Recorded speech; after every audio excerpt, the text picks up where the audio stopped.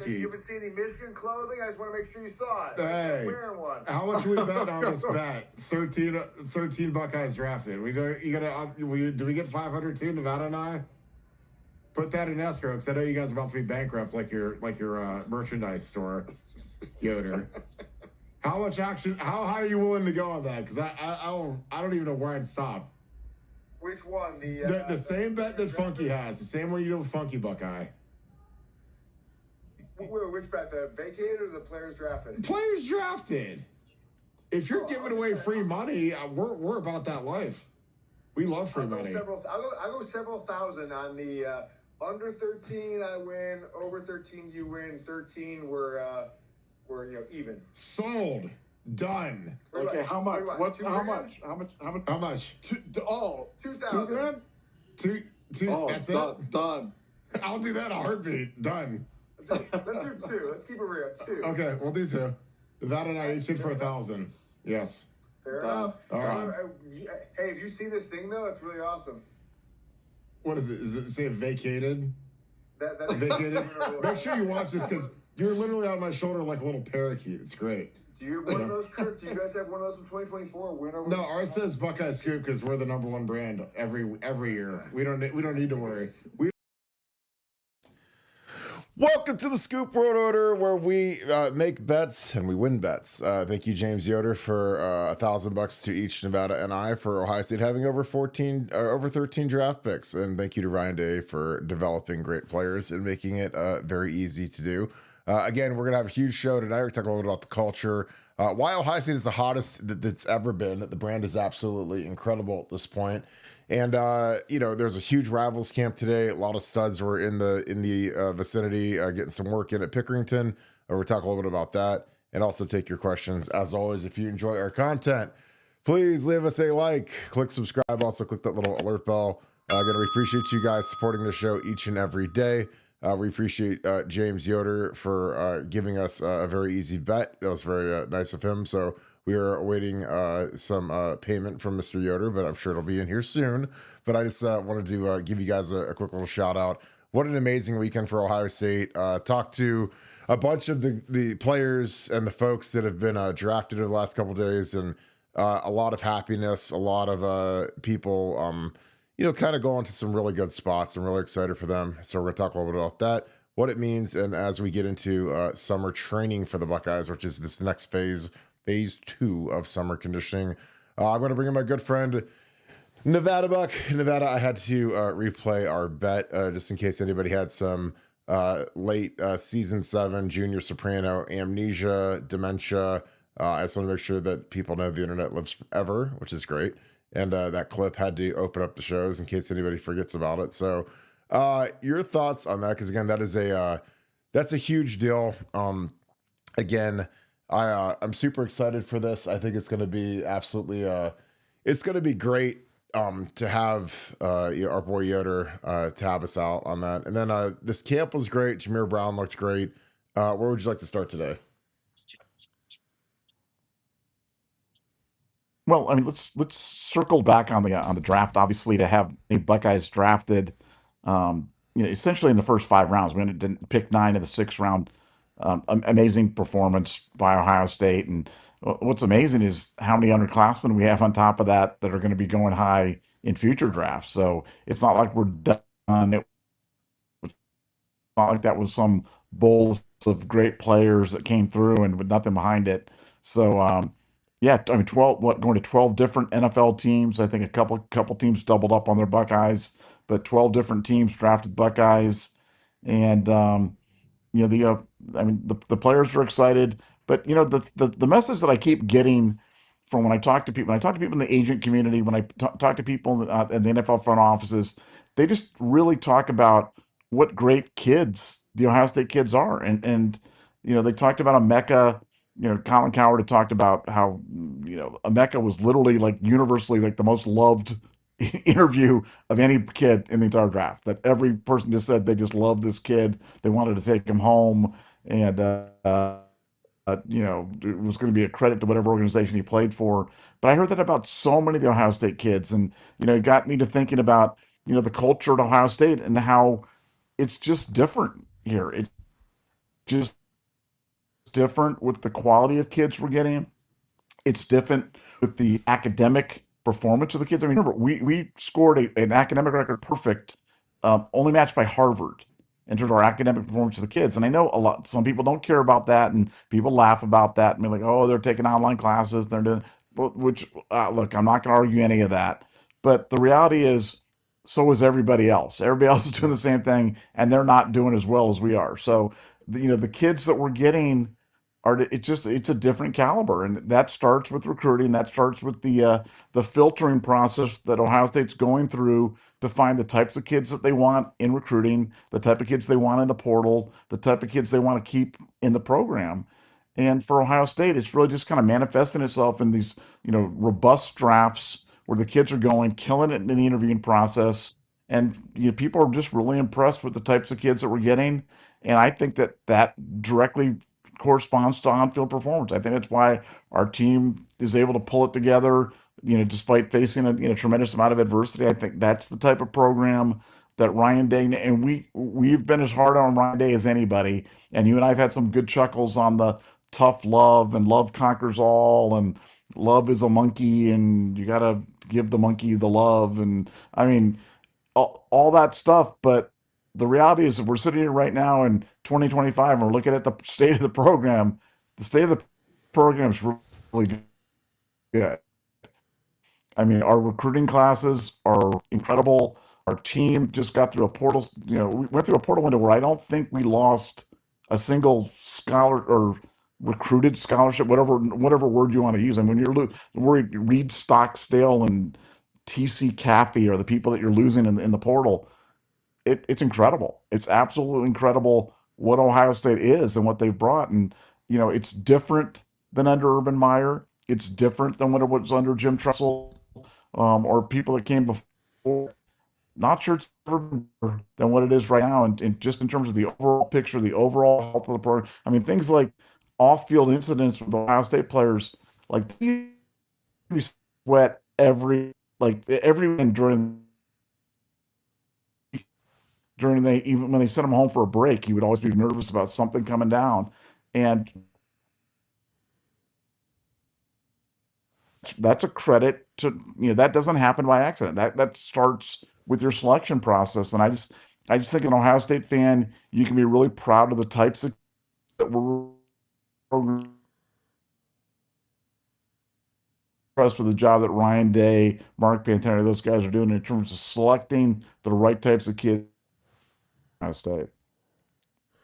Yeah, and I think that it's not just selecting, but with the way that the transfer portal is now and the way that you can bring guys back into the fold, we're getting rid of some kids now too, which I think it makes your life a lot easier because I think that in the NIL era, it's never been easier to determine what makes a kid tick, just because, if a family leads with how much money are we going to get, then that's probably not going to be something that you're going to be super excited to talk about, just because you want guys that want to play football. And I think that that's one of the best new evaluators for the NFL is now that these kids all have, decent money. A lot of them do. Now you can really figure out, does the kid really love football, or is he just in it for the bag? Is he just in it for the image? Is he just in it to start a podcast or whatever? And that stuff's all fine, but you got to get down to the brass tacks of, do you really love football? Because if you don't, the NFL will eat you alive. But now that college, these kids, it's never been easier to be a college football player. That's something that I think NIL is great about, because these kids, they live very, very nice lifestyles now. They've got amenities. They've got stuff that, like, frankly, no one's ever had before at the college level. And it's almost like they're pros. I mean, they don't have, some of these guys don't ever go to class. Like Joe Burrow, when he's at LSU, he never went to campus ever. He was always on online classes, which is great. Because again, I think that it gives you an inordinate amount of time to spend being a football player. So again, you're already kind of used to the pro lifestyle if you don't have to go, sit in a park, walk to class, sit in a classroom for 4 to 6 hours, then go practice. And I mean, I used to do that, and it was fine. Like, I survived it, but is it optimal? Not really. I mean, not when you could, if you're on online classes, you can go get a workout in the morning, watch some film, grab some breakfast, head home, catch a quick nap, grab a lunch, then head in and get a good practice in. The old days, man, it was like you go to campus at early 7 a.m. and get done at noon and head over to the building and grab McDonald's or whatever trash food we used to eat, and then go practice on that. I mean, you'd have to eat something because you'd be starving to death by the time you get to the facility, because a lot of times you just don't have time to eat breakfast. I mean, when I would schedule my classes, it was like back to back to back, because that was the easiest way to get it done, and I didn't feel like loitering around campus. So I think that the way that these kids have been raised, I think that Ryan Day being in the NFL, Chip Kelly and all this other experience, it really has made these guys, ready for the next level. Because like guys like Jack Sawyer, like they're gonna be ready for being in the building all day and being, that's something that it was. I don't want to say it was a little surprising to me, but it was a little surprising to me initially when I was like, you get to the NFL, man, you're in the building all day. You're at 7 a.m. You get done at 5. It's a job. And again, that's fine. You're there. There's no breaks. You don't go home. You usually have either practice in the morning or practice in the afternoon, depending on the team. I always like to get the practice done in the morning if we can, and have meetings in the afternoon, because then it's just it's a lot lighter, I feel like. But I think that the way Ohio State is structured and the way that they're recruiting and the way that not only are they adding talent in the portal, but they're cleaning the bottom of the roster out, which I think is important, because some kids, you take them and they're just not really built for this place. They're not ready to play. They'll probably never play. And some of those kids are really nice kids, but you have to, there's nothing worse than when a kid might not be good enough to play at Ohio State, and then he becomes a malcontent, and then you can't get rid of him. Well, now you can. You can kind of just, hey, this place isn't for you, and may you have a great career. We'll root for you, but because then you could go get some young prospect and bring him in and try to get some of these kids. Like we pick up the kid from Pickerington from West Virginia. That's a nice developmental kid, man. He's 6'5", he's 320. Mickey will get him down to 310, get him in great shape, and he might turn into a player, and then with the way that we're replacing the top of the roster with, Ethan Onyanwa. Like Ethan Onyanwa is a kid that a lot of people thought could have declared for the draft. If he would have declared for the draft, I think he would have been a 3rd or 4th round pick. He will make more money at Ohio State this year than he would have as a 3rd or 4th round pick. Promise you. I know what his numbers at. And it's like, that's the thing that I think is going to be interesting, is that after seeing the Quinn Ewers situation where Quinn slipped to the 7th round, assuming he makes the Dolphins, which I believe he will, I mean, his active, his first year salary will be $850, and his signing bonus will be maybe $100,000, 80, 90 grand. I mean, so he'll make maybe under $1 million, where if he would have stayed in college, he would have made, either at Texas or at Oregon or at Michigan, he'd have made, $8 to $10 million. I mean, that's going to be a new calculation for these agents. And I think some agents, frankly, are going to get fired if they don't, if they miscalculate what someone's worth. I mean, honestly, like a guy that could have stayed and would have made way more money is Shador.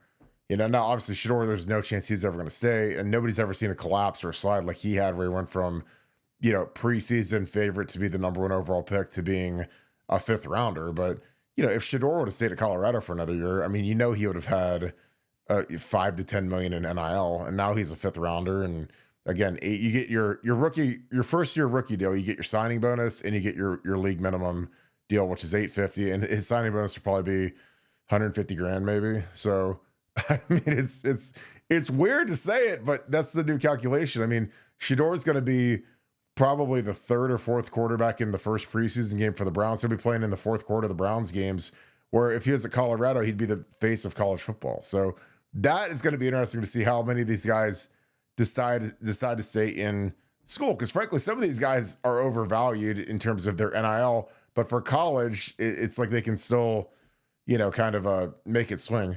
Nevada, do you think that that's going to be a new? Because again, like when you're, a quarterback and you've got a year left, and it's like, man, I could go hit the portal, go to the highest bidder, I could stay home, make money, or I could, you better be ice cold when it comes to projecting your draft status, because again, that's something that a lot of these guys missed on. And again, I'm talking to the guys that declared earlier. If you're a senior, you don't have a choice. Obviously, you got to go and do your thing, because like a guy like Jack Sawyer, if he had left after his junior, he'd be crazy, because he'd make a fortune this year in Columbus and NIL.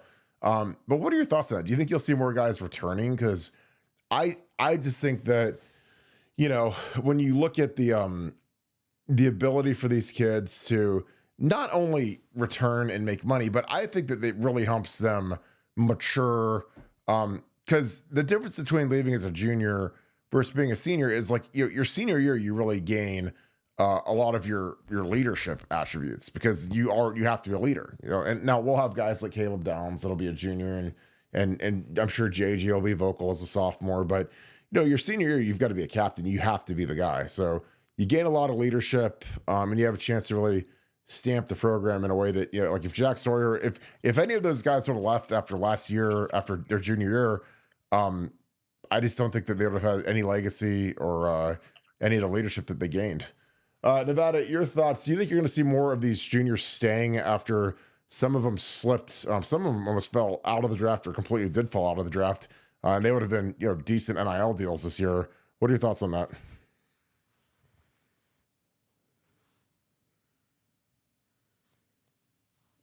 Never mind. He just cut out. For me, it's going to be, if I'm the agent, you know, I think that agents will get fired if they don't project correctly where these guys are going to go. You know, and some of these guys, I still have no idea why Quinn slipped the way that he did, because Quinn was incredible. I thought he had a really nice career. I didn't think that he'd be a 7th rounder. I mean, I would have thought probably 4th or 5th round, just given his physical traits and his recruiting ranking. And I mean, he wasn't terrible at Texas. He just had a lot of injuries. And that was the thing that killed him, is I think his durability is a big question. Nevada, do you think that there will be more NIL people, more people say because of these NIL deals as opposed to jumping as juniors to get to the league? Yeah, I think that's going to be a huge new thing in college football. I think that's something that'll be probably the most profound change in college football coming up over the next few years, is kids staying longer. We've talked about, you know, how the rates are becoming competitive for some of these guys that are great college players that may or might not translate as well to the NFL. And I think that for football fans, that's something that you're going to have to get rid of. The Carson Becks of the world, the Stetson Bennett's of the world are going to stay around for a long time. You play, excel, do well in the college game. So I think you're going to see more and more kids stay 4 years, 5 years, as long as they can before taking the jump to the NFL. And I think that's going to be something that's going to be a profound change for fans to get used to and for teams to get used to as they deal with roster management. You talked about Shedeur Sanders. Yeah, Shedeur Sanders, you know, should have stayed at Colorado. You know, played one more year, done whatever.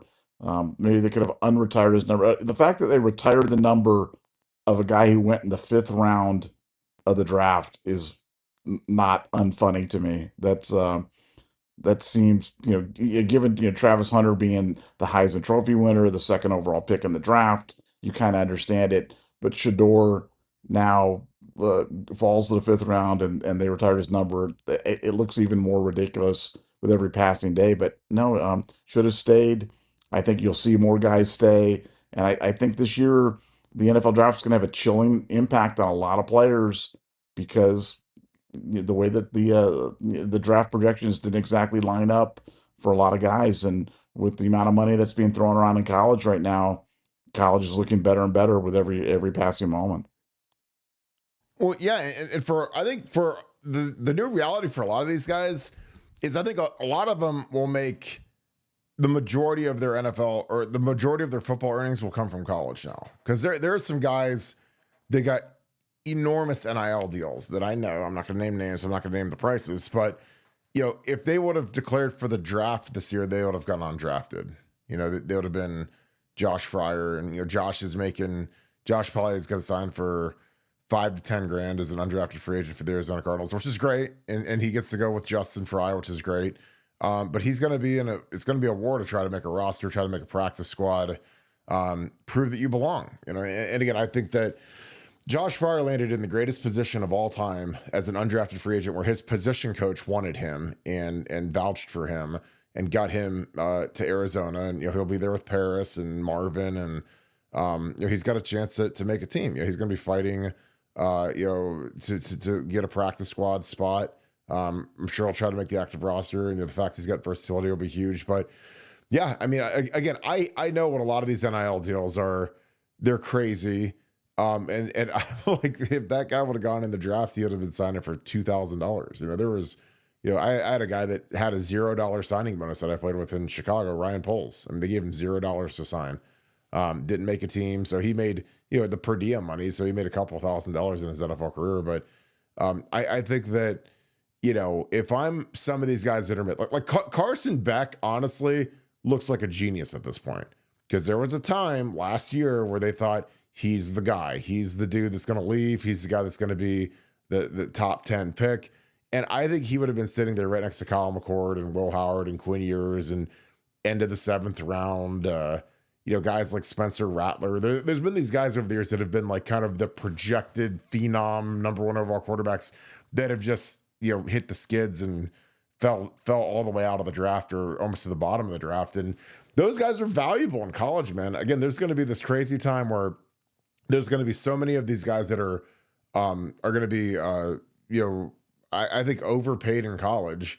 But again, in college, you can't deal with 5-year and 10-year NFL veterans. You've only got that finite amount of time. So yeah, I think a lot of guys are going to stay. And honestly, like, why wouldn't you? Like, again, I was talking about, when you're a senior and you get to be a leader and it's your team and you get to do senior day and all that. I think that all that stuff's great. I mean, again, college. You only get to do college once. Once you're gone, once it's gone, it's gone. There's no going back to it. And I always said, like, the NFL is always going to be there. If you're a good player, they'll find you. And like guys like Jack Sawyer don't regret coming back, and Ty Leak. I mean, I think every single kid that came back enhanced their draft value. I think every single one that everyone did. So it was great. And G. Scott signed with the Patriots. Josh Fryer went to the Cardinals, and those guys have shots to make a roster. Again, I think I'm super excited for these guys, but I think the more I think about it with the NIL, especially with like offensive tackles, quarterbacks, like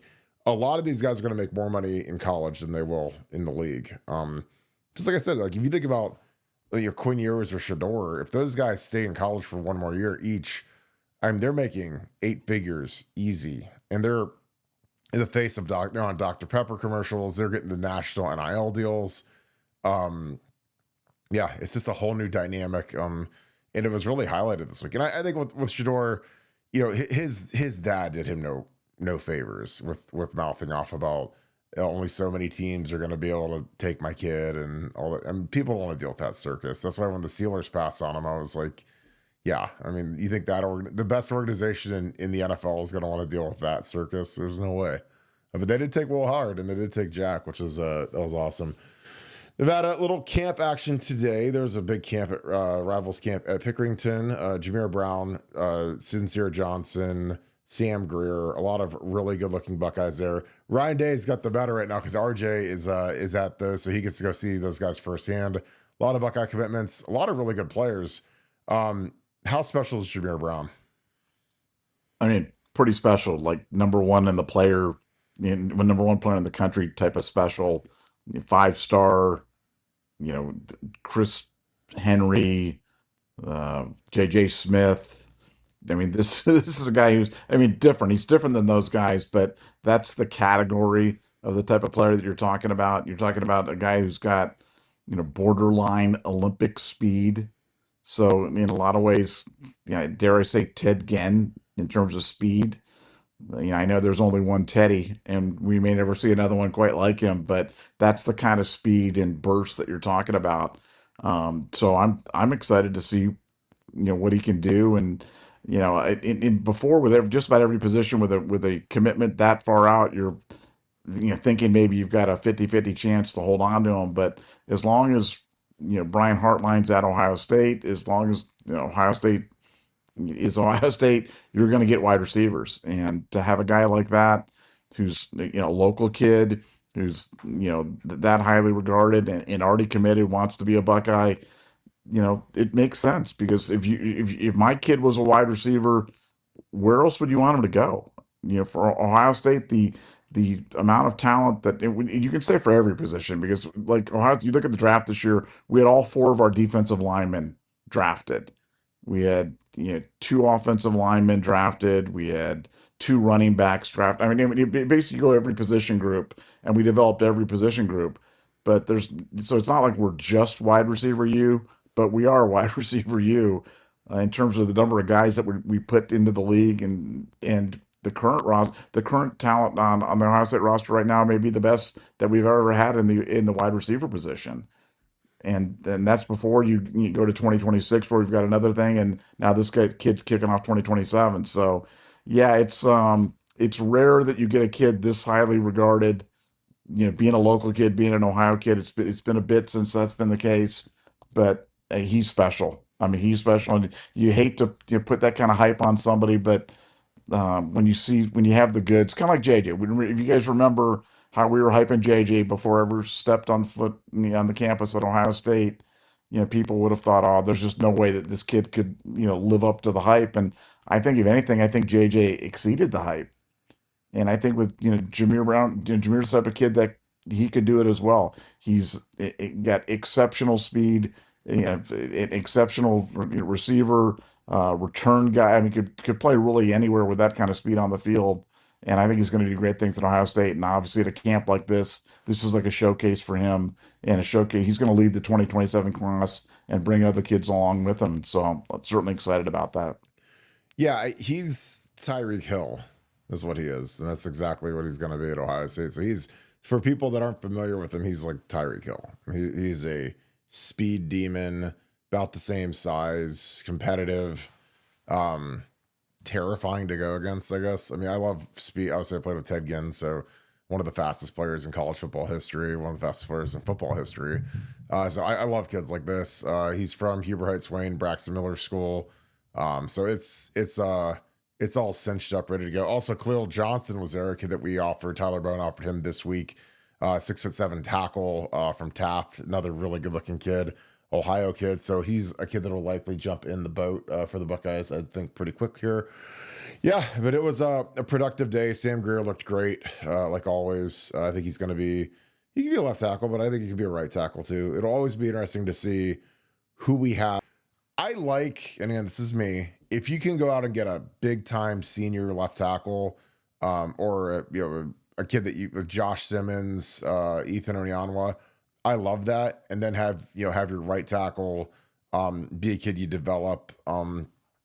Hey, I mean, now if one of these guys develops into a left tackle and is that guy, also great. But the way that we've managed our offensive line room, because we've had, you kind of had different levels. Ethan Onyanwa is like an S tier, top of the draft type tackle that we paid a really handsome number to get him here. He's really good. He's lost a lot of weight. I thought he looked fantastic in the times I saw him. And I talked to people, they love the kid. Really, really sharp kid. But he has a huge ceiling. I think he's going to be another first round tackle for us. Philip Daniels, kind of that middle tier where he started some games last year, still developing, still getting started. Much younger, redshirt. I mean, when you're comparing a guy that's going to be a redshirt sophomore versus a guy that's a senior, obviously different parts of the path, to the NFL draft at that point. Philip's got some work to do. He's likely going to start off as our sixth man, I would imagine, with Austin Sarville starting at right tackle. And then you go out and get the kids, some of these portal kids that we're going after to kind of fill the room out. Some kids that you passed on in recruiting a year ago. You go to West Virginia, bounces back into the portal, comes here, signs up. Talk about Justin Terry. I think that's a really shrewd move by Mark Piantoni, by Tyler Bowen, by Ryan Day, to go get a kid that maybe you weren't totally sold on, but you can add him to the room now as a bounce back. He's again, when you get these Ohio kids, you're going to get a hometown discount because that kid wants to be a Buckeye more than anything in the world. So you're not going to have to pay him like you pay other kids.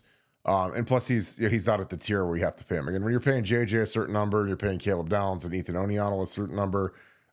It's good to get some Ohio kids to kind of level that all out and keep the numbers where you need them to be at. So, but he's got a lot of upside. And again, I think that the ability, like all these kids, when they see that this is just kind of like a catapult into the NFL at this point, if they want you, you should go there, and you should train there and you should work there. And even for guys that might portal out after 3 or 4 years, like the development, you're going to get the leadership, I guess just the greatness by proximity, because again, I know what some of our guys that hit the portal got, and it's like people pay a premium for that Ohio State player who's been trained by Mickey Marotti. He's been a winner. He's going to bring some of that winning culture. Like, don't ever underestimate that. It's just like the NFL. Like when teams want to draft players from Ohio State or from Georgia or from recent national champions, it's like they like that winning, that people that know how to win. They've played in big moments, and that's what a lot of these guys are. So again, I'm just excited about the direction of the program. I think Ryan Day is just done an incredible job building this thing. And it's only getting stronger now that we're developing some of these guys and filling out the roster, and we're at that 105. And again, all you have to ask about what the culture is, how many scholarship guys did we lose that were recruited scholarship guys, like Nevada said. Again, sometimes they put a walk-on on scholarship, like a TC Caffey, who took off, which is fine. But to not lose anybody in that portal is incredible. And keep linking Keenholz and keep this thing all tightened up, ready to go into fall camp. Just absolutely incredible by Ryan Day and the staff. I got a couple super chats, Nevada. Any thoughts before we dig into those? No, just I love what they're doing. I love the finding the development kids in the O line to kind of augment the line room, and to me it's kind of making it unfair because I think Ohio State's already a premium spot, a premium development spot, a premium recruiting spot, and you've got a premium recruiter in Tyler Bowen and a machine kind of moving along. But then when you throw in additional raw material like 6'6", 325-pound local kid from West Virginia, I mean, I just think it's unfair, and I'm all about that. I like it when Ohio State does things that give them a competitive edge, that put them a step ahead of everybody else. And you think about it, we've never really done something like this, but we never really had the mechanism to do it before, nor have we ever done it. So we're kind of breaking new ground in terms of the way that we're approaching our roster management in general and our offensive line management in particular. And I just can't imagine it doing anything but paying great dividends for OSU in the future. Yeah, I mean, because with offensive line, man, I mean, they always projects and whatever, and I'm like, you have to take big athletes, and then some will turn into great linemen, some won't. But it's hard to just find big bodies that are athletic that can potentially be the clay that you molded to. I mean, there's guys in the NFL that get drafted too high because of their athletic traits and their wingspan and their height, and it's not. So now we can kind of do that in college, where frankly, there's guys that they're not really cut out for it, and the way that we're going to lose guys that are really good backups going forward, and you can supplant them with some younger guys you can kind of grow. I think it's great. I mean, I think that as much as I love George Fitzpatrick and Zen Mikulski, who they're both going to start elsewhere. I think that it's better to almost get younger guys in that can grow. I mean, those guys, because again, if I'm George or Zen, I want to start. I mean, they're both good enough to start at 99% of the programs, just they're not good enough to start here. So do you have them there, and they're kind of, and I'm not saying either would be malcontents. I think they're both great kids. But they got healthy offers to go elsewhere, and they're going to be day one starters, no competition for either of them at left and right tackle, respectively, at the schools they went to. And so I think when you can go get a couple of these young guys, man, it really helps, because I want prospects. If I got older guys that might be fourth, fifth year guys that are depth guys, like, I mean, it's great to have that older depth, but man, if you can get some young prospects in there and try to grow them in that next wave, I think that's really, really important. Plus, you need those guys to go down and practice with the scout team and give our defense a look. And sometimes it's harder to ask a fourth or fifth year junior or senior to go down and play scout team just because, I mean, that's kind of beneath them at that point.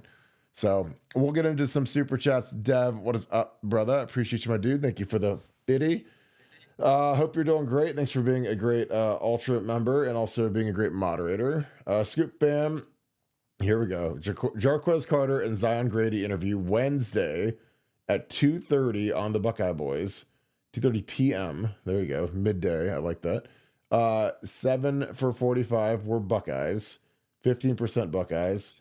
Round A culture is the best in the nation. Culture is number one today's college football game. 2025 Natty Lock, Nevada OH. Make sure you guys follow the Buckeye Boys, man. They're blowing up. They're doing a lot of great interviews with parents, with recruits, with active players. They are really blowing this thing up. So Devin and Mello, keep doing your thing, my guy. You guys are killing it. Nevada, any thoughts for our guy Devin? Nah, just yeah, like I said, if you're not listening to the Buckeye Boys, you're really doing yourself a disservice. Kind of an accompaniment, nice accompaniment to our podcast, and they do a great job. And we're just so happy to have a great affiliation and great partnership with those guys. So keep up the good work, guys. Yep.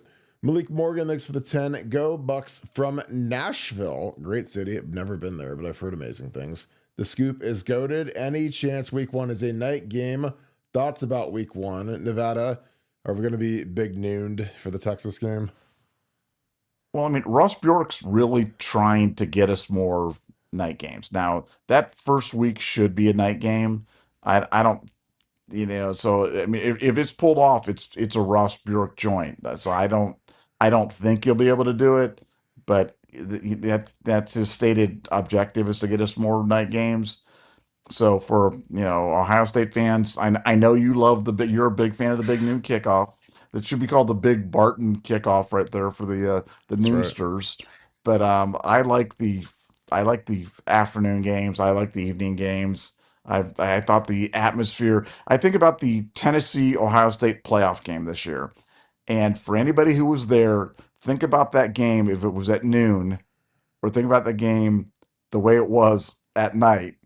And that atmosphere that night was, I'm not saying it was the best atmosphere I've ever been, but I can't imagine one better.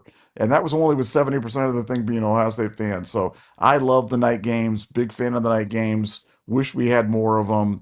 And I don't think that we're going to be able to pull it off. But Ross, he's an influential guy. He's influential with the broadcast partners, but Fox is just so pot committed to that big noon kickoff. I just don't know how we get out of that.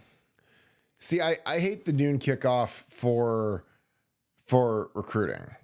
It kills us in recruiting, man, especially early in the season. If it's late season, it's not as bad. But when you're early in the season and it's a noon game and these kids play Friday night, I mean, every 5-star in the world wants to come to watch that game. Everyone in the world. They want to come see Arch versus Julian Sayin. They want to see Ryan Day versus Sark. They want to see the playoff rematch. And a lot of kids aren't going to be able to make it unless you got a private jet, or unless you're flying up, 6 a.m., which is still sketchy to try to get to the stadium by noon. Or if it's an 8 o'clock game, like any recruit can go. I mean, it'd be amazing. So that's the thing I hate the most. I don't care if it's a noon game or an 8 game. I just, as a player, I like noon games. I mean, it just is what it is. Like I loved the best part about the playoffs is it forces these night games now. There's no more the Big Ten and old Edith can't make it home by 7 o'clock from that night game. So Edith is scared to drive at dark, and you'll hear about all the old people at Ohio State that hate night games because the traffic sucks and it's dark out, and it's like the White Walkers are going to come out and eat them on their way to walk to their cars or whatever. But I just like it from a practicality because I'm like you. I want it to be unfair in recruiting. And that atmosphere, again, you got to remember, I played in a Texas night game in 2005. The last time that Texas was here, best atmosphere in Ohio State history, bar none. And it was a way better Texas team. They had Vince Young. They won the national championship. That was a loaded, powerful Texas team. Then obviously they beat us, but it was like that atmosphere was literally insane. And again, I'll always remember it because it was so loud and it was so cool just because, our fans, they start for an 8 o'clock kick, man, they start drinking at about 8 o'clock the night before. So they have like 24 hours worth of lube in them. So they're loud and they're excited. And the Skull Session, when we walked from the Blackwell through St. John into the stadium, it was like 30 people deep all the way around. Like, I mean, it was just like this swarm of humanity. And I love that because, again, I've also had the noon San Diego State game or the noon Indiana game or whatever. It's been just like a mausoleum. There's 17 people waiting for you to walk past us. And it's, I mean, I don't know. It's honestly, it's a crime against college football that the Ohio State Texas game isn't a night game. That's a crime. That should be the number one game. It would be the highest rated game of the entire season because, again, this is a rematch of 2 games ago. National title game, Texas game. Texas is going to be all ready to go for revenge, and you're going to have Arch Manning, who's he's the betting favorite to be the number 1 pick in the draft next year. So, I mean, people are going to be excited to see. I mean, it'll be the most NFL scout attended game of the year, and it should have the most recruits, except for, again, if I'm Ryan Day and I'm Ross Bjork, at some point you got to do what's best for Ohio State, because us getting 7 big noon kickoffs last year or whatever we had, at some point they have to cap that, and there should be someone like the Big Ten should step in, if it's our home game, and say we need to make this a focus of. This needs to be a showcase of Big Ten football, because you got the SEC coming up to the Big Ten, and I think that it's just it's a colossal failure to not make that a night game. And again, I played in the last Texas night game, and it was incredible. And this one will be incredible too, unless it's at noon. So, anything else, Nevada? A little diatribe there, but I mean, I hate it because I think it kills our recruiting though.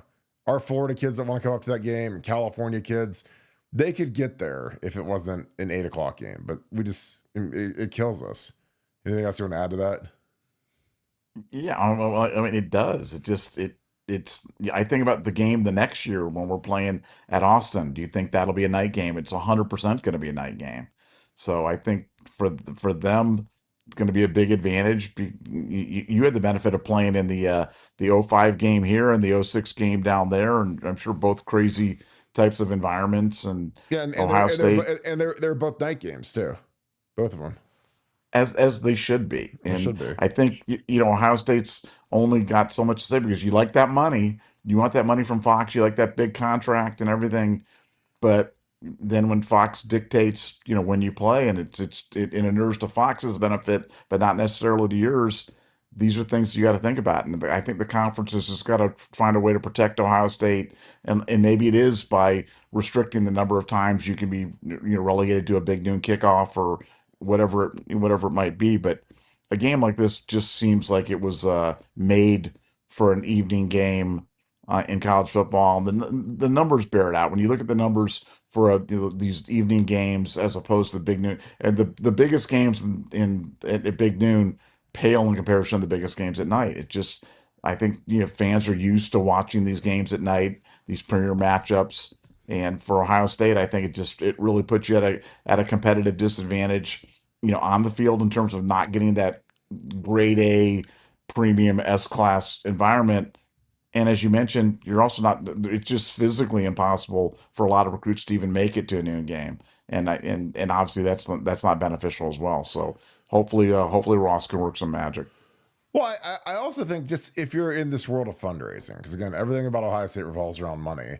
So if you want to have people fundraise for the athletic department, for NIL, for the cancer hospital, like whatever, like imagine the type of production you can put on when you have all day to host these people, as opposed to, hey, driving into town, flying into town, get to the stadium at 10, games kicked off at noon, and then everybody goes home. As opposed to, hey, why don't you get down here early? I'll take you on a tour. I mean, I always think of when you're fundraising for Ohio State University, it's the same as recruiting. Like, I mean, you want to be able to show them as much as you can, make sure that they can get in comfortably. It's that noon game. Unless you live in Columbus, man, you got to drive down and hope traffic's good. And I mean, 10 o'clock, the guys are on the field getting warmed up for the game. So, I mean, you got to get in the stadium about 2 hours beforehand, and there's just not a lot of time to enjoy the atmosphere. Where it's like, if you're from, wherever, and you can get down there at, say, noonish and go walk around, tailgate, look at big noon kickoff, look at college game day, enjoy the atmosphere and the vibe. And I don't know. It just sucks because, again, I feel like, we've lost our way because Fox is stupid. And again, I like Fox's production, but I just think that, there was a time in my life, which wasn't that long ago, 20 years ago, where this was an automatic check right to a night game. There was no, and you got to remember, in '05, I don't even think we had permanent lights in the stadium. We literally had like the big rentable towers with the generators that were our lights for those games because we had so few night games. But the Texas game was so big, and it was. I mean, that '05 Texas team is the best team I've ever seen in Ohio Stadium, and I think that they probably are the best team that's ever played in Ohio Stadium, other than an Ohio State team, because I mean they were a really good team to beat that USC team, and they had Vince who should have won the Heisman, and I don't know, but yeah, I hope that if Ross pulls this thing off, man, this will be the greatest coup ever because, you know, I just think that people, like I said, you went to that Tennessee game. I was super excited, and I knew that it would be the night game because it was close and it was the SEC versus us, and you know, and they forced it into that night game slot, and guess what? It was magical, and everybody loved it, and nobody was upset that it wasn't a noon game. And I think that's like there has to be a way to force this into a night game, which again I know Fox is a good partner, but they just kill us. And I mean Fox can still do it as a night game, but you know again the noon thing just absolutely kills me. All right, Nevada, let's wrap this thing up. Any final thoughts? No, just it's so fun talking to the when you talk to scouts and hearing about the great culture at Ohio State, it just makes you proud to be an Ohio State fan. And No. I've always taken, you're part of us being a fan is kind of how you feel about your program. And when the program disappoints you, whether it be on the field or off the field or things that don't align with your values, it's disappointing. And when they do well, it just makes you feel better about yourself and your choice as a fan. And as an Ohio State, I couldn't be prouder to be an Ohio State fan, to wear the gear, and it's so excited about the future because we're in such good hands with Ryan Day, who's really got a new lease on his life now. Now that he's got the national championship, whether he'll ever, I mean, I'm sure he's admitted it, but whether he'd admit it or not, he's got a 10,000-pound monkey off his back, and he seems like a new guy coaching out there. And I really can't wait. I said it before, but I can't wait to see how that manifests itself in terms of the way he conducts himself during game days now. I think he's going to be a different coach and a much better coach and a much calmer coach. And I just think that's going to be really good for the program. Yeah, I agree. I think it's going to be a great ride, and I'm super excited for this preseason to get rolling. Appreciate you guys. If you guys enjoy our content, please leave us a like, click subscribe, also click that little alert bell. Again, I appreciate all you guys that have been with us each and every day. The show's been incredible. Give us a follow on Apple Podcasts. Click subscribe on that, and that's an easy thing to do. It's right on your iPhone. Go to the purple podcast app, type in Buckeye Scoop, click subscribe, leave us a 5-star review to combat all of the evil trolls. I know you guys like to kill those trolls for us, so we appreciate you, Scoop family. Again, I want to know in the comments, have you gained any allegiances to any NFL teams based upon where guys got drafted? Again, I know that a lot of Browns fans on here, a lot of Bengals fans on here, a lot of Steeler fans on here, because that's kind of the mix of Ohio State fans in general. But taking Jack Story and Will Howard, pretty good. Pretty excited about that. It's a great organization. I think it'll be great. I grew up going to Browns games, so I like the Browns, played for the Bengals, so I kind of got a mix of all of it. But I love rooting for these guys. I hope they all have amazing beginnings to their careers. They start rookie mini camps up in the next 2 weeks or so. But as always, I appreciate you guys. Thank you so much, Buckeye Nation. Thank you, Scoop family. I'll talk to you guys tomorrow. Hope you guys have a great rest of your night. We'll see you guys tomorrow at 7:10. Go Bucks.